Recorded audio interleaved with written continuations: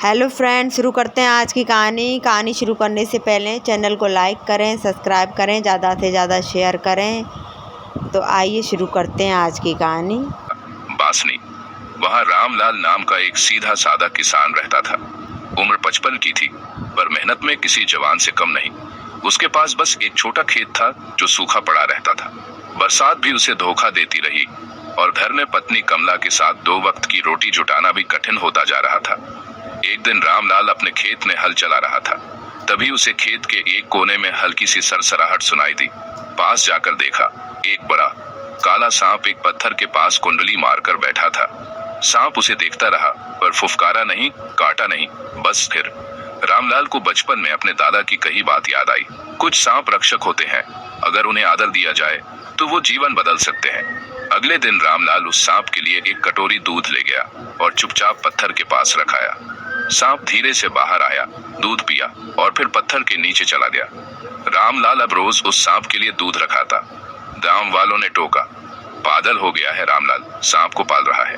पर रामलाल मुस्कुरा कर कहता, अगर वो हमें नुकसान नहीं पहुंचा रहा तो शायद भला भी कर सकता है। कुछ हफ्ते बीते।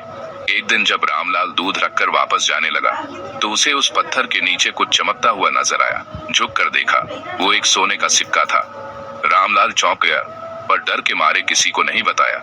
अगले दिन फिर दूध रखा और इस बार 2 सिक्के पड़े थे। अब ये रोज का क्रम बन गया। रामलाल के घर की हालत सुधरने लगी। कमला ने पूछा, इतने पैसे कहाँ से आ रहे हैं? रामलाल ने पूरा किस्सा बताया। कमला पहले डरी, फिर बोली, उस नागदेव का आदर करते रहो, कभी लालच मत करना।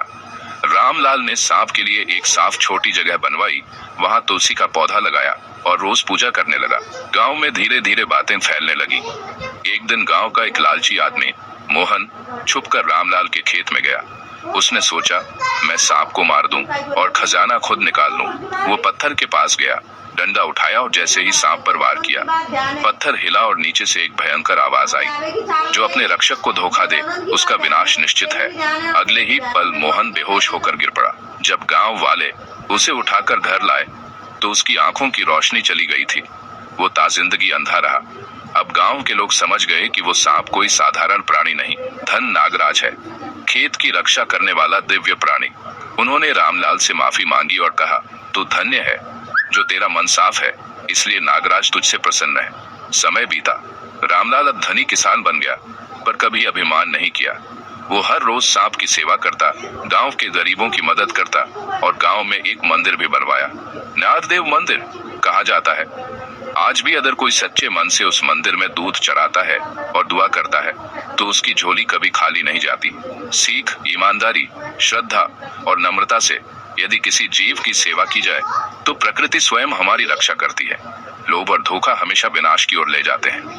दोस्तों, ऐसी ही मजेदार कहानी सुनने के लिए हमारे चैनल को लाइक और सब्सक्राइब करें। धन्यवाद।